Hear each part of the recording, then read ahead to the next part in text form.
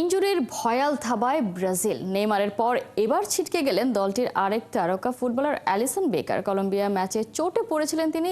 Injury থেকে সেরে উঠতে না পারায় তাকে ছাড়াই আর্জেন্টিনার বিপক্ষে নামতে হচ্ছে সেলেসাওদের। এদিকে বেকারের পরিবর্তে স্কোয়াডে জায়গা পেয়েছেন গোলরক্ষক ওয়েভারটন। হাসান সজীবের আরও একটা প্রতিবেদন। মাথায় আঘাত পেয়ে মুখ থুবড়ে পড়েন এলিসন বেকার। ব্যথায় মাঠ ছাড়েন তিনি। তার পরিবর্তে গোলবার সামলান ম্যাথিয়াস বেন্তো। ম্যাচটা ঠিকই জিতে নেয় 5 বারের বিশ্ব চ্যাম্পিয়নরা। ঠিক যখন কলম্বিয়াকে হারিয়ে আর্জেন্টিনার বিপক্ষে ম্যাচের জন্য ছক কষছেন দরিবাল জুনিয়র, তখনই এলো দুঃসংবাদ। চোটে ছিটকে গেছেন এলিসন বেকার। তারকা গোলকিপারকে আর্জেন্টিনা ম্যাচে পাচ্ছে না সেলেসাওরা।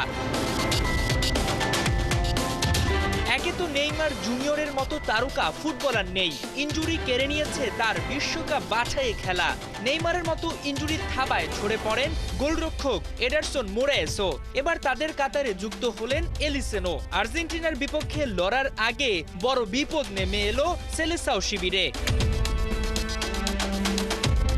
26 মার্চ দুই চির প্রতিদ্বন্দ্বী লড়াই দেখার অপেক্ষায় গোটা ফুটবল বিশ্ব। একদিকে আর্জেন্টিনার ডেরায় নেই মেসি, আরেকদিকে সেলেসাওরা পাচ্ছে না নেইমারকে।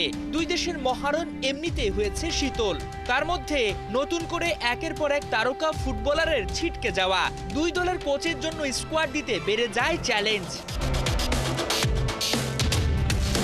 যদিও ইনজুরি আক্রান্ত দল নিয়েই শনিবার উরুগুয়েকে রুখে দিয়েছে আর্জেন্টিনা। এবার ব্রাজিলকে হারিয়ে বিশ্বকাপের মূল পর্বের টিকিট কাটতে চাইবেন লিওনেল স্কালোনি।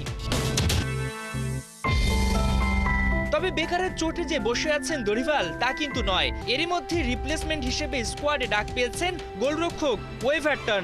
তবে শুধু ওয়েভারটনই নয়, আর্জেন্টিনা ম্যাচকে সামনে রেখে মোট 4টি পরিবর্তন আনা হয়েছে সেলেসাওদের স্কোয়াডে। কলম্বিয়া ম্যাচে চোট পেয়ে ছিটকে যান মিডফিল্ডার গার্সন।